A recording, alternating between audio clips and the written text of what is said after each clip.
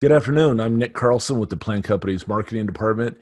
And today we're going to present the Plan Difference series, volume 5. This one is on digital marketing. I'd like to introduce the other part of our marketing team, Vinny Ranieri, who's going to recap what we've seen so far. Vinny? Thank you, Nick, and good afternoon, everybody. So we're here today with Volume 5. We started off our series with Volume 1, which was training. Then we moved on to Volumes 2 and 3, which were iPlan and core values here at Plan Companies. Most recently, Joe Vitorino, our Director of Alliance Success, gave a video on a technology platform, and here we are today. Nick and myself will be going over digital marketing. Okay, good. Let's get into it. First slide. Introduce ourselves, and next slide. A little bit about Plan Companies. We're a 120-year-old family-run business run by the fourth generation of the Francis family. We're in the real estate service business. We're headquartered in Parsippany, New Jersey. Our main services include janitorial, maintenance, security, and front desk concierge. We are currently serving customers in 12 states, and we are actively growing. Next slide. So the marketing effort at Plan Companies has changed with the quarantine, et cetera. A lot of things have changed. Our main focus when we look at marketing, digital marketing, that is, we focus on what we have identified and what we call the 4 pillars, which are website SEO, email marketing, social media, and digital ads. Pillar 1 is website and SEO. So at Planned, we have a couple of different websites that we operate. Everyone is built on WordPress, and we have selected WordPress as we feel for a commercial website, it's the most robust. It has the largest footprint on the internet. Almost 40% of all websites online are made out of WordPress, which means that not only are the bad guys hacking on WordPress sites every day, but the good guys are very busy protecting them and coming up with code and security plugins and fixes, et cetera, to make it we call battle hardened. We use our website primarily for a couple of things, really, if we think about it. Number one, of course, is to share information about our company, about ourselves, what we do, our services, et cetera. We also use it as a key tool to capture customer information, and we'll talk about that in a little bit. We also use it to collect quote requests. So we have web forms, et cetera, where customers and prospects can go and request a quote. And really, if you think about it, it's our main SEO tool. So Vinny, if we can go to the next slide. We are targeting a number of different areas across the U.S., but not every area. So we're not nationwide. It doesn't make sense for us to focus any of our efforts or activities in Kansas or in Phoenix or something like that when we're not there. So we have really 9 markets that we focus on, and we've taken a strategy where we kind of have a local SEO in each of those 9 markets process rather than just all for one SEO program. And to accomplish that, it's very important to have our on-page SEO very crisp. So all the title tags, et cetera, the SEO people know what I'm talking about, have to be correct. The other thing we have on our website is each location has their own page, their own service page. And so that way, if somebody's looking for janitorial services in Boston, Google will see that particular page, and it makes it a lot easier, and it makes our search rankings far more successful. We also have Google My Business pages for each market, and they're fully optimized. That also helps Google find us by telling them what we do and where we do it. So I mentioned the local service pages, and we also focus on very powerful backlinks and all the other SEO policies and procedures that need to be accomplished. Let's go next. To do this, we use a number of tools. SEMrush is my favorite tool. I know there's a bunch of other ones out there, but it's an excellent tool. We use Screaming Frog to do the spider activities. A new one we've just started using is called SEO Press Pro. We also use Malcare Pro, which I would highly recommend to keep the bad guys at bay. SpyFu, TubeBuddy is a new tool we've just recently started using for our video SEO, and of course, Google Analytics. Next slide. So our second pillar is email marketing, and I'm going to hand this over to Vinny to talk about that. Thank you, Nick.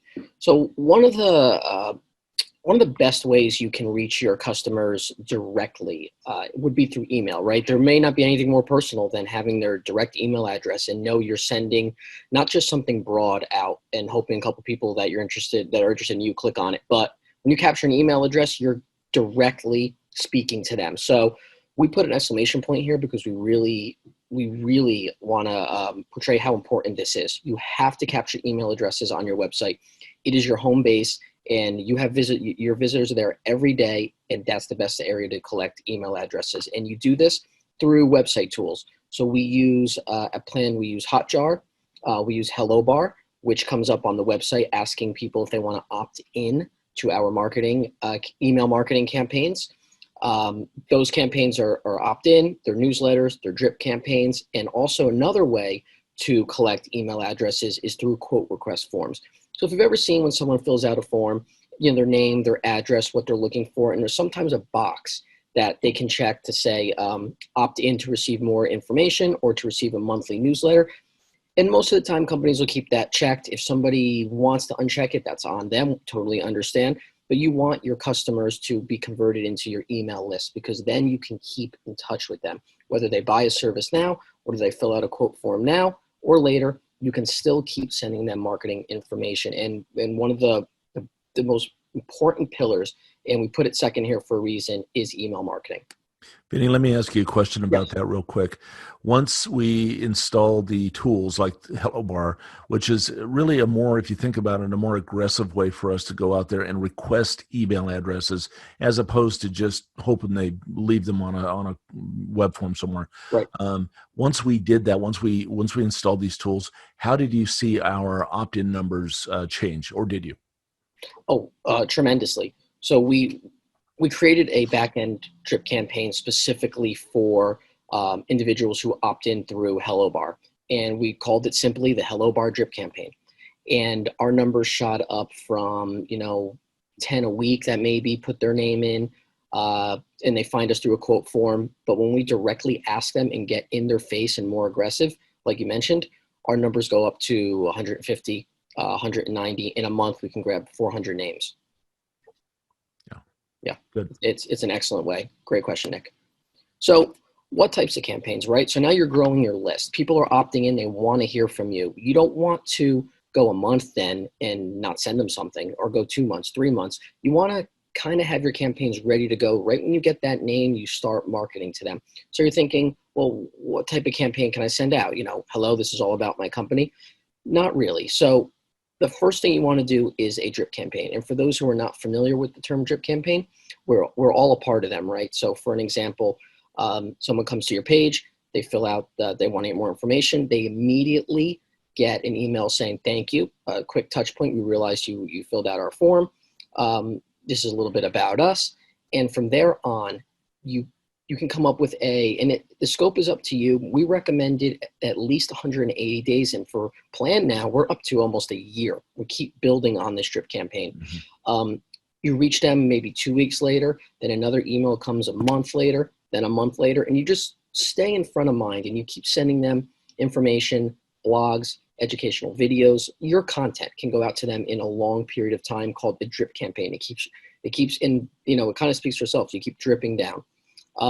That's the number one. That you can set that up in a month's time, and that can once you turn that drip campaign on and you have the process automated, you can almost just keep checking in on it and not have to physically build that. It runs for the entire year. Second is a newsletter.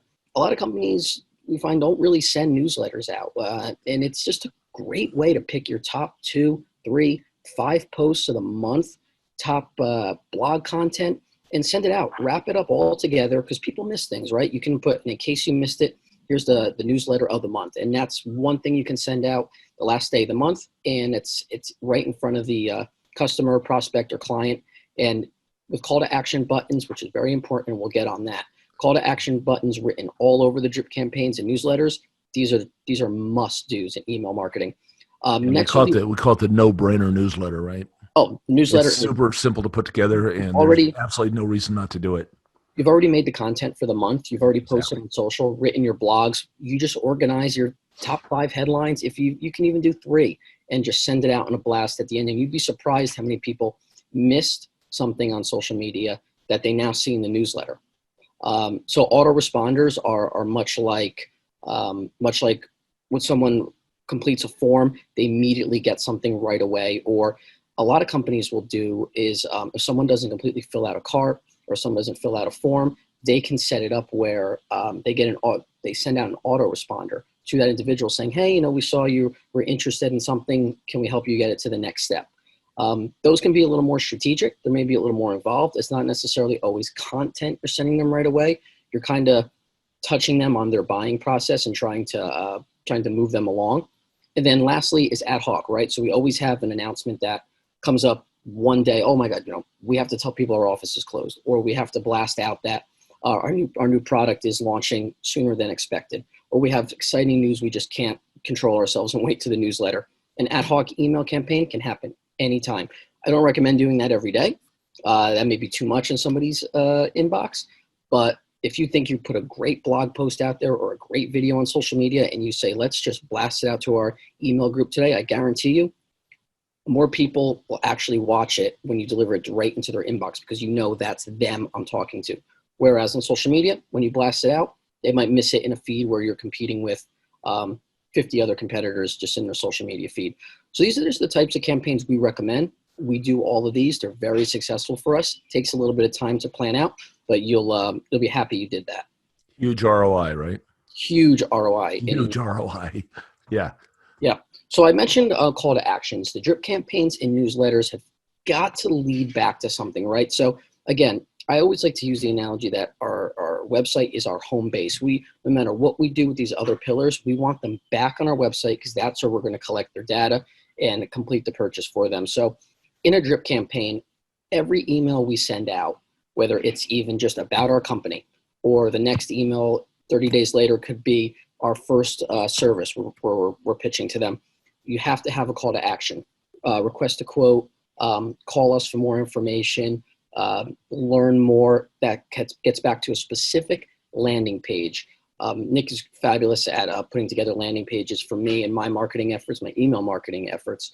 And to that effect, the landing pages, call buttons, web forms, social links. Sometimes your call to action is simply you just want someone to follow you on LinkedIn. Keep in touch with us on Facebook. That's a great way to grow your follower base. So in your email, you want to link back to those networks. You don't want to get people to you don't want to just say, call us and not leave the number because then they have to go find you, or follow us on LinkedIn and not directly link to that page. You're 100% going to want to do that. And sometimes you have the ability to throw an offer in an email. That's nice and catchy. Well, have that downloadable content ready to go and easy to find in the email. Don't bury it. Keep it nice, pretty colors. You want to kind of hold the hand of the prospect or the client and show them the easiest way they can click on something. And another, just to jump in here, Vin, another key advantage of a landing page is when you set up a specific landing page that targets a specific campaign that you're doing, et cetera, is you kind of you reduce the distraction factor. So many times we see ads or we see emails or whatever, people just are sent to a homepage.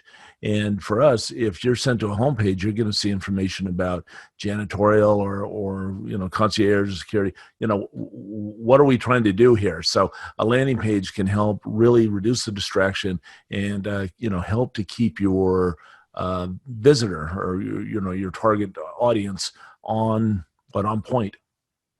Correct. Yeah. 100%. Yes. Precise. Thank you, Nick. So email marketing, there's some tools involved here, right? Gone are the days where you can just write up, or almost gone are the days you can just write things up on a piece of paper and mail them out. No, when you get involved in email marketing, you're going to need some top of the line, best industry tools. Now, there's more than just Constant Contact in MailChimp. We use Constant Contact. We love it. It works for us, but MailChimp works just as well. And there's plenty of others out there. So we recommend these two, but by all means, do your research. A lot of them will do the same thing. That's your base. Constant Contact is where you're going to have your email list feed into, where you're going to build your campaigns, and where you're going to send them. Now, Hotjar and HelloBar are both email capturing tools that we've installed as plugins on our WordPress website. These are kind of pop-ups, or they're forms at the bottom. You can opt into our campaigns. And Nick, I'll let you speak on ClickFunnels, CallRail, and Zapier. Yeah, ClickFunnels is a great solution. It's a landing page product, and we use that a lot. There's a great analytics on the back end of ClickFunnels, and so we use it for a number of our landing pages. CallRail is the ability to assign a phone number. You can get kind of a virtual phone number. So we'll just get a phone number in the area code in which we're running our ad, and then when people dial that number, it automatically just rolls over to whatever number we want it to. In this case, now that we've been quarantined, it's rolling over to some of our cell phone numbers. But that keeps our cell phone number private. Nobody sees it; they see that CallRail phone number. But then that also has a number of analytics built into it as well, and it'll even record calls. There's a number of other solutions besides CallRail.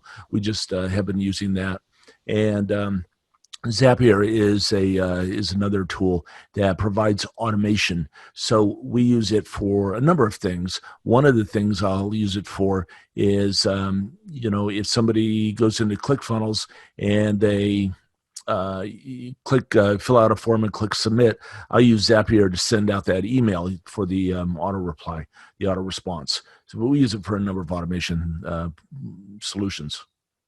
These are excellent tools. We use them. Again, there are other ones out there. Always happy to recommend others if needed. But email marketing, just to kind of put a bow on that one, is beyond crucial. And your email efforts, your drip campaigns, are only going to succeed if you have email addresses captured. And that takes us right back to starting on your website, clear and concise, easy ways people can sign up to hear more from you. Okay, pillar number 3, social media, maybe the fastest growing one of them all. I can remember 5 years ago to now, social media looks a lot different than it did. Businesses are using social media in different ways than ever, and it keeps on evolving. So the first question I would always have is, do you want to just be everywhere on social? Do you want your business to be on there's 15 plus, more, 30 social media platforms out there, but that might not necessarily be where you don't want to focus your business on every single one. So my first question would be, which platform does your audience live? Not where do you want to be on because it looks cool or it's easy to use. The people you're trying to reach, where are they? So for planned companies, we're primarily B2B. So for us, LinkedIn and most recently YouTube have been the two the easiest social media platforms for us to reach our audience. We use Facebook and Instagram as well, just because a tier level lower, they still work. We still do get some individuals. Some of our employees are on there, and we do have clients on there, so we don't want to ignore them entirely. But what you don't see here is Snapchat, Twitch, TikTok. Cool. They're nice. They're cool. They're exciting. They're new. But our audience doesn't live there. They're not for us. Yeah. Our marketing efforts just are not going to be relayed to those platforms. So the first question and simple answer is, where does your audience live? Once you get that defined, set up your profiles. And I believe that's right here. Yes. So if it's LinkedIn and it's Facebook, you're going to want to optimize your profile. We've seen it all. Look at an example of a billion-dollar company. How do they set it up? A nice optimization. There's a logo. There's a banner. A full company description, a little bit of your timeline, when you were founded, just some introduction stuff. And again, if your website is solid with a lot of this content, you can grab it from there. You don't have to make it up on the fly. Easy contact info, of course. You want to make it nice and clear what your phone number is, how someone can get in touch with you. A website URL that could go to a contact us page or a landing page. You want to have your address properly displayed for individuals. And a bullet under that is services offered. So on Facebook, they now allow you to not only list your services, but put a little description underneath them. So it's getting a little more advanced. And you'd be surprised, some people will use social media to search for services, kind of like an SEO tool. And so you're going to want part of your optimization of your profiles is to clearly define what you do, what you offer, and who you offer it to. A new one that, we shouldn't even have to say this, but I can't believe it's been left out on some companies' social media pages is the hours of operation, right?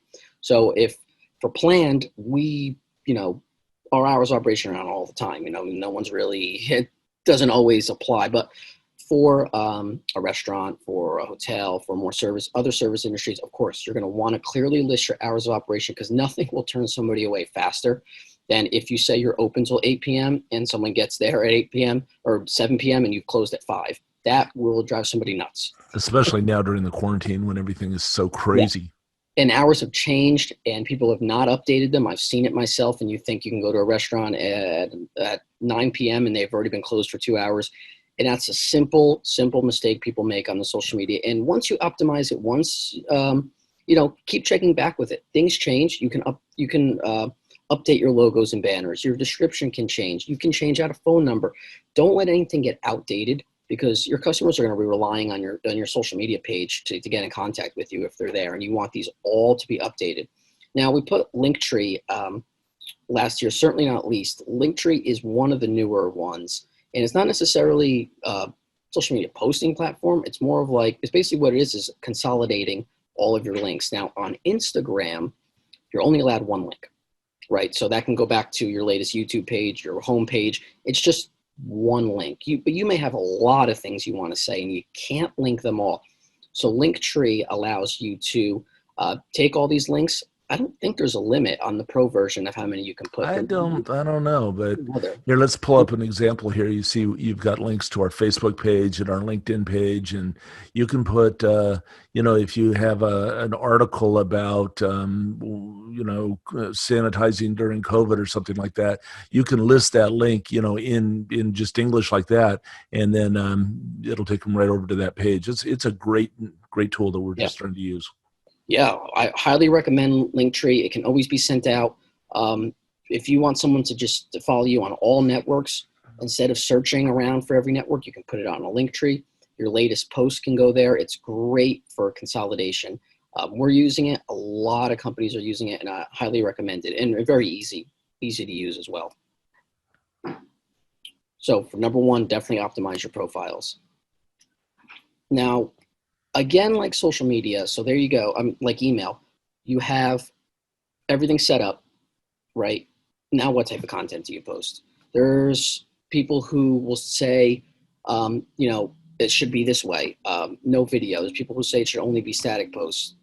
You can do all of these work for your business. So what's out there? You can do static posts. Those are just a picture, nothing that moves, right? Static. So just a picture with maybe a display of text, a stock photo, a picture of a product, a picture of your storefront. Nice and easy, simple to post, not too much graphic design involved there. You can post videos. Those can be, and we'll get to those a little later too, they can be animated videos, whiteboard videos, testimonial videos. The iPhone today takes amazing videos. You're all videographers. You don't have to have a degree in this. I promise you, a simple video saying hi, talking to your customers will go a long way. Don't forget about your new product announcements. Share them with the world. They may come once a month, they may come 3 times a month, or they may come a couple times a week. Share that with everybody. That's a great way to utilize social media space. Testimonials, of course, those can be client and associate testimonials, given the right permission and make sure they're filling out consent forms for this. By all means, brag. If people are saying great things about your company, put that out there to social media, show the world. Infographics is something we started doing here at Planned, and we love them. A nice, easy way to get a lot of information across in an educational way, right? So infographics are usually education-based, but we can also pretty them up and make them eye-catching. And last but not least, your press releases, your blog posts. You spent time creating those. A lot of them live on your website. They can be SEO'd for those reasons, but don't forget to blast those out on social media. There's an audience that lives there that should come back to your website and read those. Every time you do a blog post, share that out to the world. Every time there's a press release, share that out to the world. So if you say, okay, we have to fill 25 posts in a month, what content? Well, you do 5 of each of these. You do 3 of each of these. And you pretty much reached, that you don't have to be a crazy expert at social media. You just have to know what to post and when to post. So another thing that we do at Plant is something that we call starbursting content. And how this works, typically how it works, is we'll come up with the foundation piece of content. Maybe it's an article that's 1,500 words or 2,000 words or whatever. So there's that. We'll post it on a service page, or we'll post it as a blog post, or maybe a LinkedIn article or something. And then from there, we take that, and it's kind of like it's kind of like the Easter ham. You can eat off of it for the rest of the week. What we do is we'll take that article, and then we'll pull a couple of small posts out of it for LinkedIn. Maybe we'll take two concepts from that and make two videos out of it. And then I've made an infographic out of one of those before. And so there's a lot of things you can do if you're trying to figure out content. Is like we said, starbursting. Take one huge piece of content and then use that for social media in different fashions. Yeah, excellent. So like the two pillars before social media, there's a plethora of tools out there for you to use.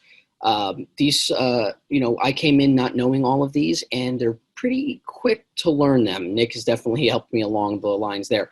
But tools, we highly recommend Canva. One of us on the team has spent years learning Photoshop, and it works excellent. That would be Nick. He's very good at Photoshop, and we do utilize it. I, on the other hand, found Canva by mistake one time and said, "Oh, what's this?" And it's actually grown into a huge platform for the everyday person to just make. Canva is so simple. It's fantastic. It really is good. We love Canva. So we've been using that a lot. And Canva has a lot of good templates to get you started. So you don't have to always have that, creative mind from scratch. How do I design something? Yeah. Easy to use, plenty of templates available. There's videos now, and it's growing. You go from looking like an amateur to a professional in a quick $29 a month or whatever Canva is. It's not very much. Whatever it is, it's worth it. We highly recommend Canva. Now, that's Canva primarily. While they do have a video feature, I tend to still use it for more of our static posts while I learn the video side of it. But traditionally, Nick and I have been very comfortable with using Camtasia, which is a video editing software, Doodly, those are for the whiteboard animations, and then we'll do Vidnami, which primarily we'll use it for blog posts and a lot of footage with kind of telling a story. Would you say, Nick? Vidnami is a little bit more. Yeah, and also quick. If you need a quick video, Vidnami is fantastic for that. Yeah. So we have a couple of different tools. Actually, we have another tool or two that we use.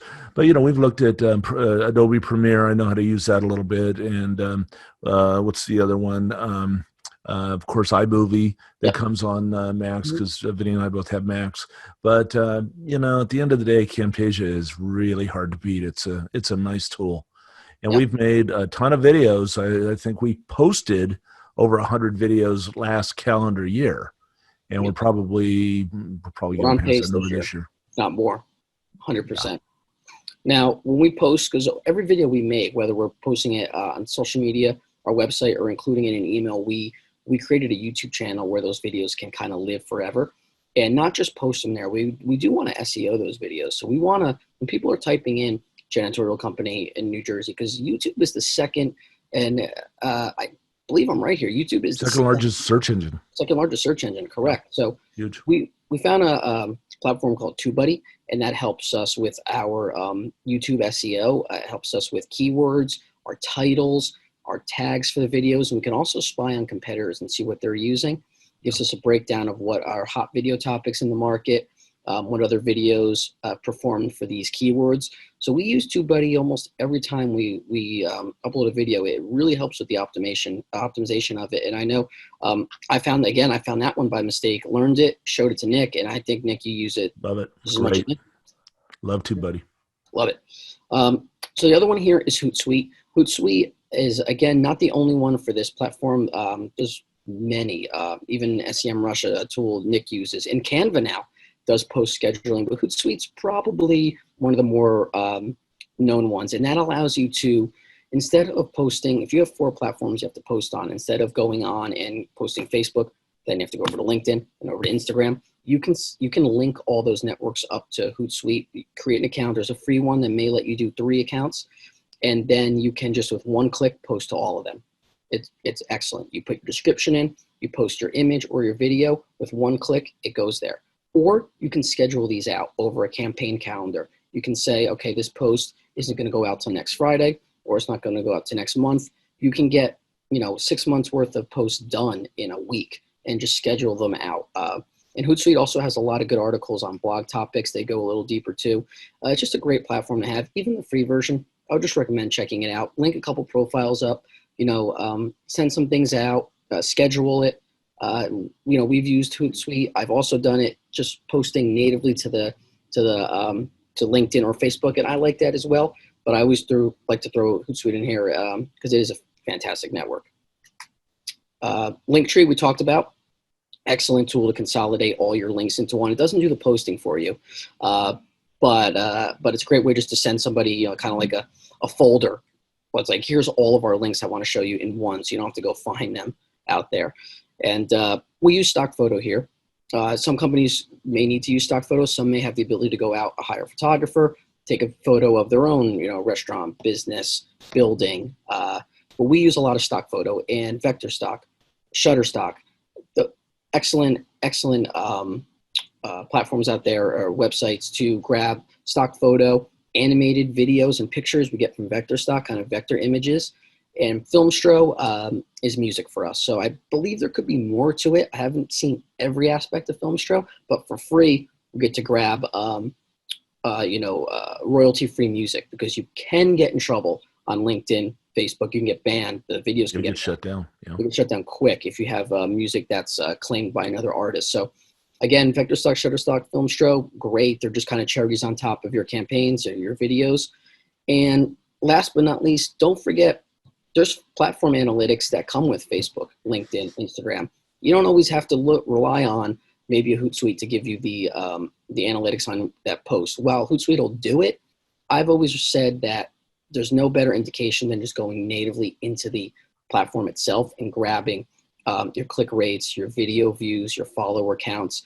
So don't, check out Facebook Insights, check out LinkedIn Insights, Instagram Insights. They all have really easy to use analytics. And if you ever have a question on what that means, they explain it for you, or somebody on YouTube or us, you'll find that easily just by Googling, what does conversion mean? So again, don't forget platform analytics. These are just some of the social media tools. I think this one can go on forever and ever and ever, but this is what we use. This is what we love, and we stand by them, right? Okay, pillar number 4 in our pillar series is digital ads. And we do quite a bit with digital ads, particularly now as some of our trade shows have been canceled. So we're doing even more with digital ads right now. Really, the first thing that you want to figure out and agree upon is, what are your goals for your ads, right? Some ads are to attract followers. We do those ads. Some are to just for awareness. Website visits, maybe you want to drive someone to a landing page, or to download something, request a quote or something. And of course, events. So we, like I said, we don't do as many trade shows these days, but we do have other events, virtual events, et cetera, that we've run ads for pretty successfully. Now, for us, again, as Vinny was talking about social media and what platforms work best for certain companies, for us, we only do a couple of platforms, Google AdWords and display. First of all, so search engine marketing, when people are looking for a particular service in a particular area, so we have our AdWords set up for that. Now, they're all set to hit a landing page, and so we know not only from the Google Analytics how effective our ads are, but we know from the landing page what the conversions look like. We have the phone number set up with CallRail, et cetera. We are also starting to do a bit more with LinkedIn ads, and we have a huge email catalog, huge email database of A lot of emails, a lot of email addresses of people who are in our market, people that we do market to. And so with the matched audience in LinkedIn, we're able to load those in there and create our own private audience, our matched audience, I guess, and then advertise specifically to those people. And then Facebook, we don't do as much on Facebook as Vinny mentioned, but the two areas that we do on Facebook are to attract more followers to our Facebook page, because that's an important metric for some people at Planned. And the other thing we do is we do work with our HR staff. So if you can imagine a company with 4,500 field people, janitors and security guards, et cetera, our HR staff, and we do all of our own internal hiring, et cetera, and HR is extremely busy. So we do help them out by running Facebook ads looking for people. And the other area that we're working on too is retargeting, which a lot of people have already done. You'll see that if you go and you'll search for something, a new pair of boots or something. Next thing you know, that ad pops up every web page you go to for the next seems like forever. But we're working on retargeting as well. So we can go to the next one. There we go. And more tools. So yeah, Vinny and I are real tool junkies, but we have our tools that we like, and we're faithful. SEM Rush, that's a tool that I've used for SEO as well, but it also has some very helpful analytics and tools for digital ads. We use a product called SpyFu, and that helps significantly with the Google AdWords. And then, of course, the platform campaign manager, LinkedIn and Google, et cetera, have very good campaign managers that we're able to use. And ClickFunnels, CallRails, Zapier, I talked about those, I think, on the email module. ClickFunnels for landing pages. We built a number of landing pages in that platform.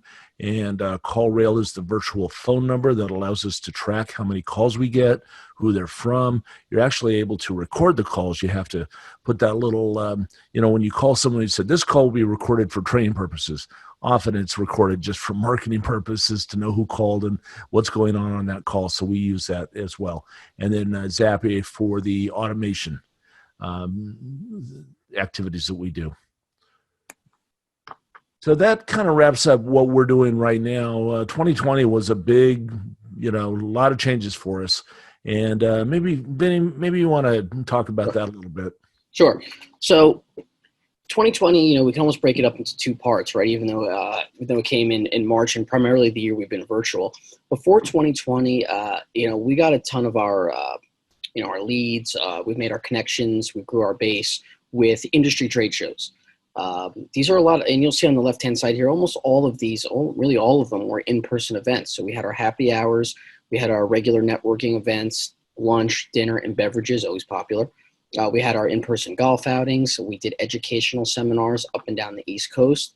And we always had social purpose events. These were ways we can get our faces out there. It's how we connected with clients, customers, made new connections, rekindled on old connections. And as a marketing department, this is a great way for us to bring, put new names in our drip campaigns, new people to market to. And these always kind of were the engine behind the department. But now, those evaporated overnight. Yeah, they went from literally like March 13th to March 14th. We lost almost every way to connect with people face to face, and it's just such a face to face business, and our department is face to face. So we had to turn over to pretty much virtual on everything, and that spawned into virtual town halls, which we ran 12 weeks of them. And while a lot of people went dark and turned a lot of their marketing channels and virtual channels off completely, just didn't know what to do. Unfortunately, maybe had layoffs, whatever the case may have been.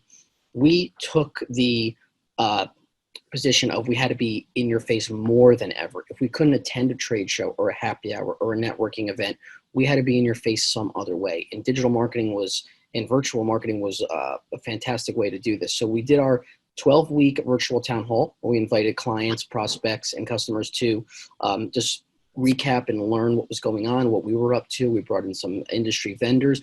We wanted to be just a one-stop shop where we were holding everything for them to learn. Then we said, well, we can't do an industry trade show. Let's try our own virtual trade show. that was second on our list. A very successful day. We set up the platform in an easy way for people to come in and learn about our company. We had vendor booths, very much like you would see in a regular trade show. Without getting into the details, the fact that we had to do this, we knew we couldn't just be complacent. We had to get up and keep pushing and be better. Nick took part in many podcasts that we ran with experts in our company. We posted those over YouTube, over social media. Fantastic there, and everything is still up, by the way. We did localized town halls. So we're in New Jersey, New York, Pennsylvania, Atlanta. We took our town hall for all of our clients and had some of our reps in each region really just talk to the specific customers that are in Philly or Atlanta or out in San Francisco. That evolved into our virtual open forum, which moved to more of a laid-back style where we weren't necessarily putting a PowerPoint deck in front of them. We were just having a conversation. And, for all this efforts and for us turning on a dime, our customers turning on a dime, our employees turning on a dime, we hosted a virtual evening of appreciation, which was the Sinatra night. Again, is still up. Always recommend to check that out. And we had to increase our ad budget. We had to get in more people's faces on their LinkedIn profiles. We had to, instantly rank higher on Google and get immediately in people's face there. So overnight, we took all these in-person events, what we've been used to for the last, 100 years we've been a company, and moved everything virtual. And without the tools that we say we love, and that's why we showed so many to you, we may not have been able to get all this stuff done. Yeah, that's true. We quickly discovered that looking at the budget in the marketing department, that the trade show budget was still bursting with tons of money in it and nowhere to spend it. So we're just like, I'll take it, and we just moved it right into the ad budget and some of these other activities, and they've worked out pretty well. And having a strong, this doesn't just go for us, but there's advice out there. Having a strong digital marketing infrastructure allows you to turn on a dime quickly. So we had drip campaigns set up. We had social media firing on all cylinders. We had good SEO. We had good ads that were run. And when we had to move and rely on those networks more than ever before, we had a great infrastructure to build off of. If we had to start fresh, it would have taken us 2-3 months to catch up, and we may have been out of the game. So definitely go through the pillars, and you want to get all of them up to speed because these things happen. And we're currently still doing everything virtual. We have not moved back to in-person really at all. So, I'd say we weren't even 100% ready for everything that we did. Our first virtual town hall was, I'd say, within a week of going home. It was immediate, and we weren't 100% sure of what we were going to do and who would come. So we just hit our email list that we've been nurturing, big time in social media. And we had a lot of people come to that first town hall, and we just talked a little bit about plan, that we opened it up to Q&A, and it worked out. And then that kind of, morphed over the 12 weeks following that. The virtual trade show, we just kind of winged it. I mean, we built the platform from scratch, but we weren't 100% sure what was going to happen. But we didn't wait. We didn't spend, months discussing it before we did. We just did it. And not perfect every single time, but we made a lot of traction, and we stayed on the radar, which was the most important thing during a time when a lot of our competitors went dark. Everything may not be a home run. It doesn't always have to be, just getting on base, just showing that you're there and getting your face in front of your customers and going that extra mile over your competitors really, really shows the difference. So 2021, what are we looking at next? Well, we do have to build a new website. Our website is old, and we've had so many other projects going on. We haven't had a chance to do it, but it will also be a WordPress site and something that will be highly optimizable for SEO and, of course, easy for customers to navigate et cetera, mobile friendly. Although, interestingly enough, we're a big time B&B company. Big time meaning our market is B2B, and most of our traffic is desktop, not necessarily mobile. So that's different from a lot of companies, but that's a metric you can get easily out of Google Analytics. And we're solid. About 70% of our visitors come from desktop, which is very, very different than a lot of other companies. We're staying up on that email, that drip campaign. That thing is a moneymaker for us, and it's a real no-brainer. It just takes a while to set up. You've got to sit there. You've got to plan out all your posts for however long and when they're going to start and get them going. But that's an absolute A priority for us. We're going to do a social media facelift. All of the platforms, we're going to probably replace the banners and update information on each of them as well. Looking at a couple of new ad platforms. We've talked to a number of people that are doing very well with YouTube ads. Not sure it would apply for us, but might be worth taking a look at. And also, with our email marketing, we're considering text-based marketing too. So just things we're going to be looking at. Some things are definitely on the whiteboard to do, and other things are things we're just talking about and thinking about. So if there are any questions, you can leave comments or contact us at marketing@plancompanies.com. And we really appreciate your time and your attention. Thank you, everybody.